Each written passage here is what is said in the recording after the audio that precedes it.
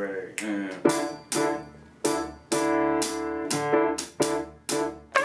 We're an ever-changing collective of Black artists. We're seeking an interior understanding of ourselves We are learning and unlearning truths by building unity through different teachings to inspire, educate, and empower. we have two projects that we're in the midst of. One is a short film, two is a mural, about two amazing artists that we decided to focus on this summer.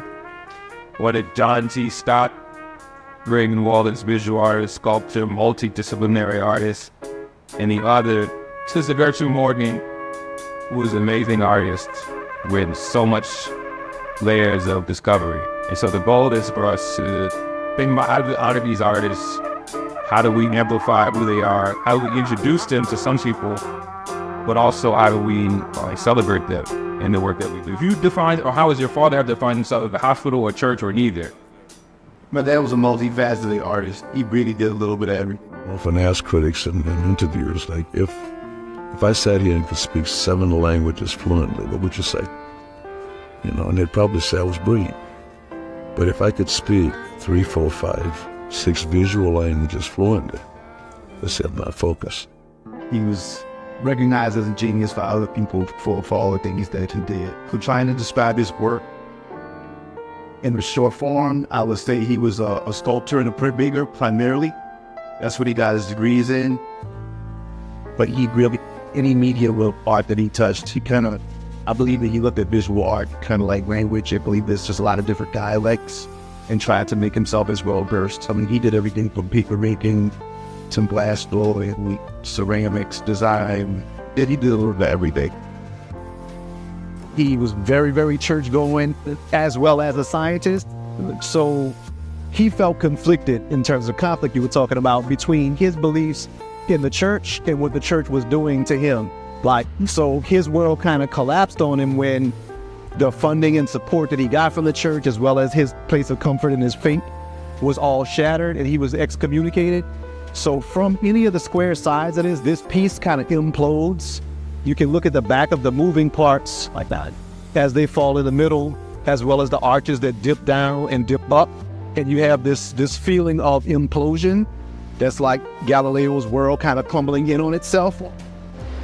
And then if you look at the very bottom, there's an arrow that points up, and there's an eye that sits at the top.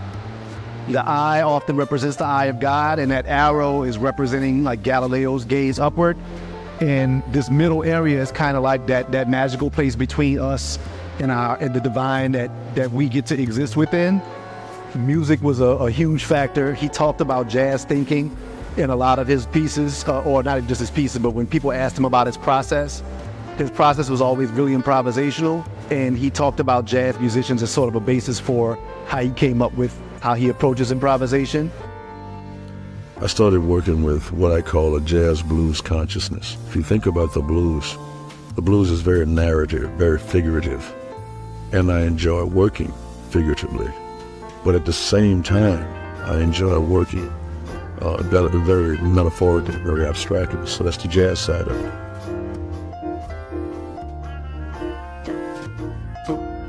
I like to say that Sister's everywhere and nowhere. And so it's like, that's the transactional thing I was talking about before. When she reaches you, she reaches you.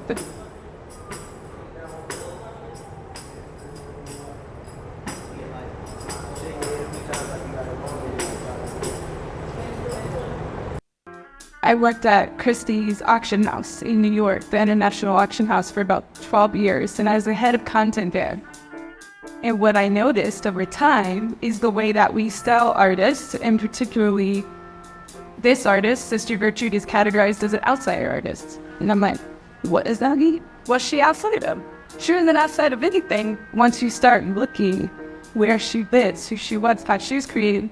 This is a label that was placed on her. But essentially, her work was being sold with like one paragraph about her. And so the expansive moment is, how do we really go into these stories?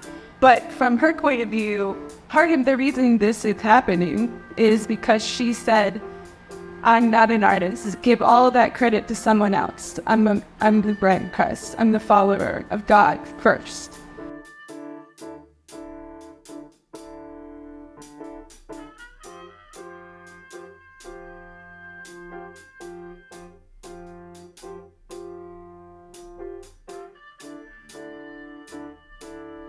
So she just adopted me into 5444. And I'm 83 years old now, and I can still remember 5444 North Virgin Walk.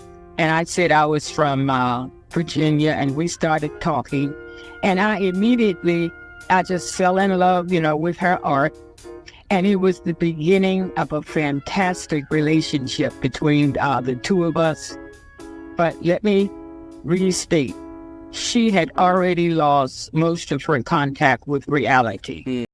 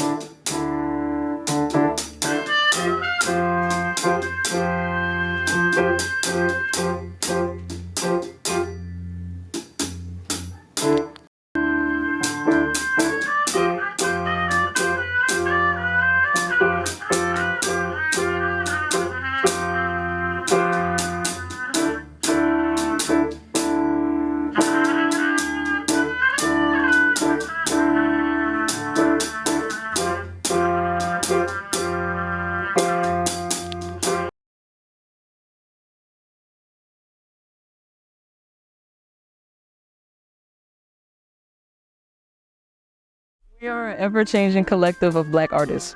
We're seeking an interior understanding of ourselves We are learning and unburying truths by building linearly through different teachings to inspire, educate, and empower. power.